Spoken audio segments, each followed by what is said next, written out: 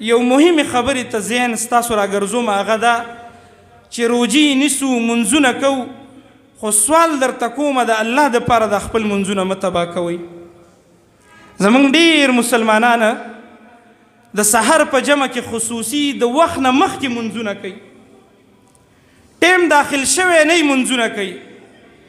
زه د تاسو نه تپوس کوم، خیر دی دا تپوس د دې علماو نه وکئ، ماله جواب راکئ، موږ مطمئن کوي موږ به په دې منبر بېرته رجوع وکړو.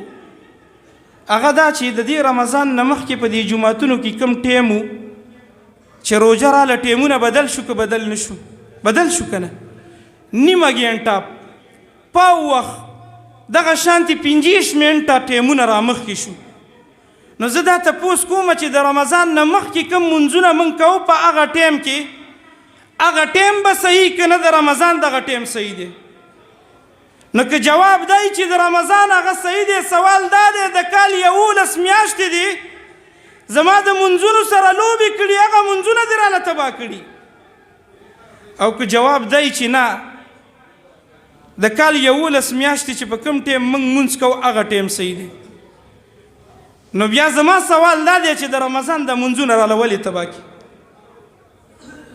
د دې وجې نه زما محترمو په دې ټیمونو کې ډېر احتیاط پکار دی. او موږ یو نقشه برابره کړې ده چې زموږ عام روټین کې اذان په کم ټیم کېده، الحمدلله اوس هم په هغه ټیم باندې کېږي. زموږ په عام روټین کې چې په کم ټیم جمع کېدله، هغه 25 منټه وقفه موږ مختصر که 15 منټو لم راوستې، نور جمع په مغه ټیم باندې کېږي.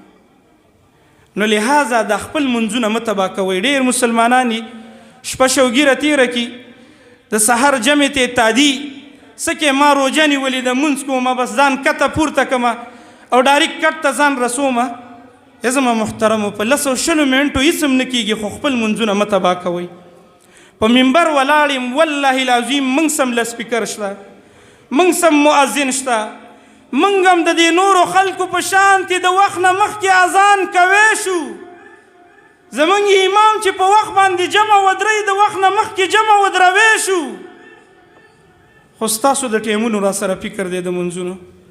ډېر مسلمانان لا ټیم داخل نه دا د سحر سنتو ته ولاړي، ډېر مسلمانان لا ټیم داخل نه دا د سحر مانځه ته ولاړي. د مانځه په باره کې دا آیات هم نه دی لوستلی، ان الصلاة كانت على المؤمنین کتابا موقوتا.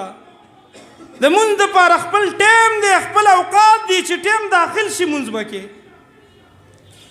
نو زما محترمو داسې نه چې ځان هم ستړی کړی او د قیامت په ورځ راته عملنامه میلاو شي، په هغه عملنامه کې لیکلي چې حاجي صاحب او پلانکي خان روجې نیولې دي، خو افسوس دا دی چې په روژه کې د سحر مونځ د ټیم نه مخکې کړی دی، دا مونځ یې نه دی قبول شوی.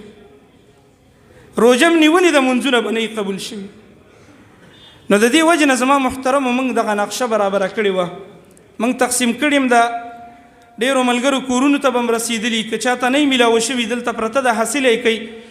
دا هغه نقشه ده چې په دې باندې موږ سره د ډېرو مسالکو دستخط شته، د احنافو د علماو دستخط شته، دغه شانتې د پنجپیریانو علماو دستخط شته، د هر مسلک والا شته، زمونږ د اهل حدیثو علماو دستخط شته. نو په دې نقشه اتفاقي نقشه ده، که یو سړی خپل منځونه برابروي، ټیم برابرول غواړي، نو د دې نقشې نه فایده واخلي. نور یې موږ په چا نه لازمو، زمونږ خبره بیان دی، تاسو ته پیغام ورسو. الله دې وکړي چې زما په خبره باندې پوه شوي، الله سبحانه وتعالی دې د عمل توفیق را نصیب کړي.